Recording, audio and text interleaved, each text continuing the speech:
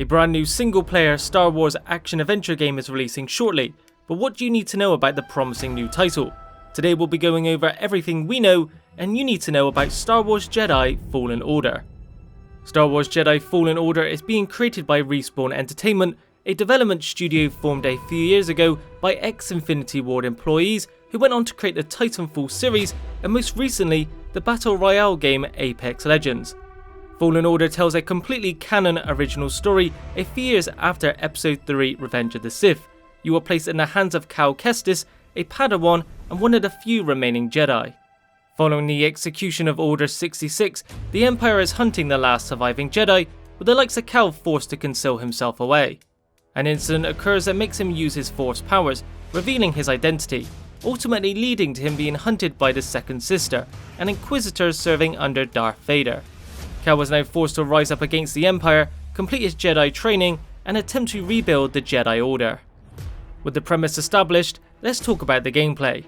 Many of you may automatically assume it's a simple, linear, level-based game with mindless combat that sees you hack and slash relentlessly at any foe, but it's a little more methodical than that and takes inspiration from a number of different titles in some compelling ways.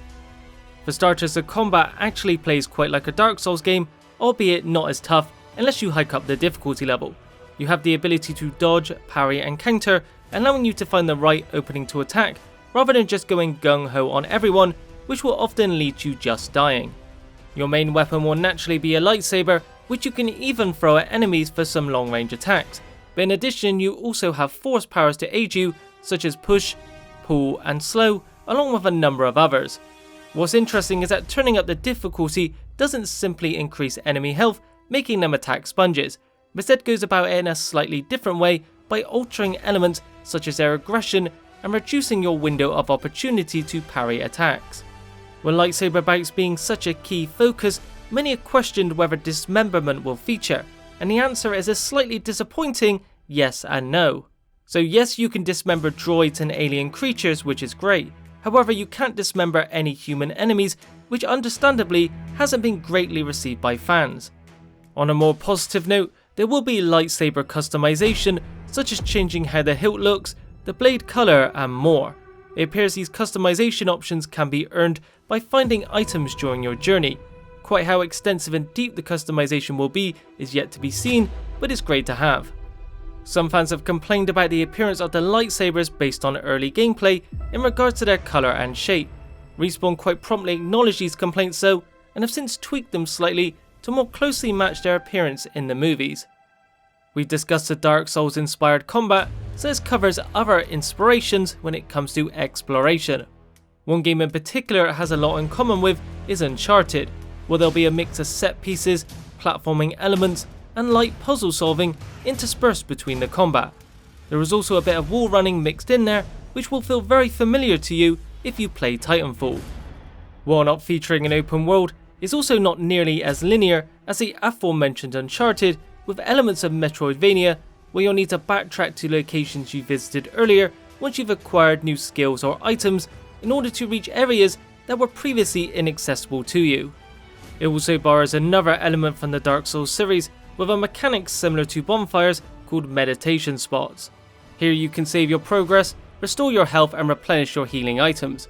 If you die, you'll return back to the one you last visited, losing any experience you gained since, and if you rest at one, it'll respawn all the enemies you killed. It's also here you'll be able to upgrade your character, and there are 3 skill trees to deck out which are pretty self-explanatory: Force, Lightsaber and Survival. Cal will be joined by a droid on his quest called BD-1, and this droid isn't just around to keep him company, but also provides vital help such as giving you health packs, lighting up dark areas with a flashlight, scanning elements in the environment to give you information on the world, and even serves as a menu system displaying maps for you. Across your journey, the two of you will visit numerous planets using a ship called the Stinger Mantis, which also acts as a hub world. Here you can, like the meditation spots, save and use your skill points, but also talk to characters to learn more about them and the story, as well as engage in other various activities.